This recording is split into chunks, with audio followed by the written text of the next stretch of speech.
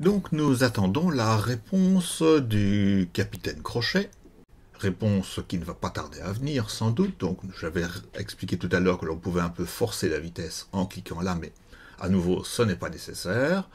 Le mail de réponse est arrivé. Alors comment distingue-t-on un mail plus récent, un mail non lu d'un mail déjà lu? Le mail non lu est encore en gras. Donc je clique et nous prenons connaissance de la réponse du capitaine Crochet.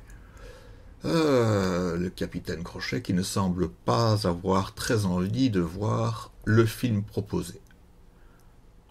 Poursuivons, et notre ami Jack va tenter vraiment de persuader son ami d'aller voir le film en répondant encore une fois. Donc, on répond. Le bouton répondre. Alors, à nouveau, on choisit d'écrire devant ou derrière. Je vous rappelle que ici, j'avais choisi d'écrire devant. La réponse de Jack Sparrow. Et nous allons cette fois-ci ajouter un élément. Nous allons joindre un fichier qui permettra à Jack Sparrow de persuader le capitaine Crochet de venir voir ce film. Donc, j'ouvre un petit peu d'espace. Et j'écris donc au capitaine Crochet.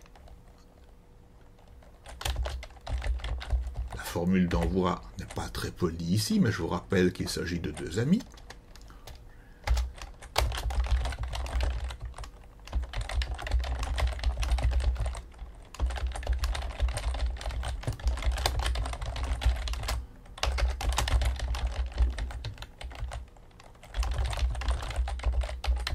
Voici la réponse.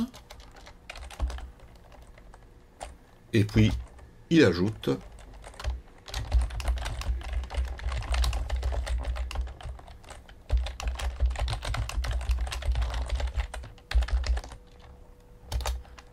qu'il va joindre la photo, une photo du pirate en question. Le pirate en question, dont il va trouver une photo dans ses fichiers. Donc il clique sur le bouton « Joindre un fichier ». Il choisit l'image qu'il veut sélectionner. Alors, nous allons maintenant déjà transférer l'image. Donc je clique, après avoir choisi l'image, je clique sur le bouton « Transférer ». Et on voit que l'image se met ici en réserve.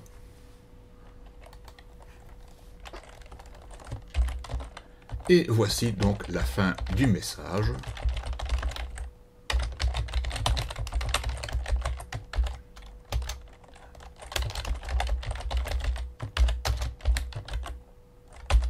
Voilà, donc nous avons maintenant le message avec ce que l'on appelle une pièce jointe.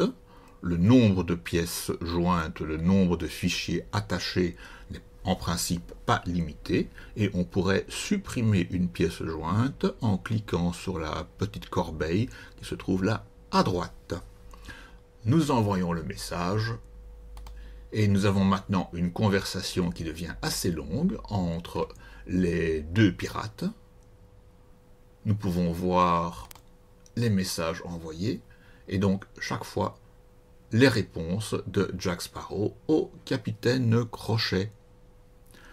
Dans une prochaine séquence, nous allons voir comment améliorer un petit peu la présentation et utiliser le carnet d'adresses et, à l'aide des paramètres du logiciel, changer un peu la présentation.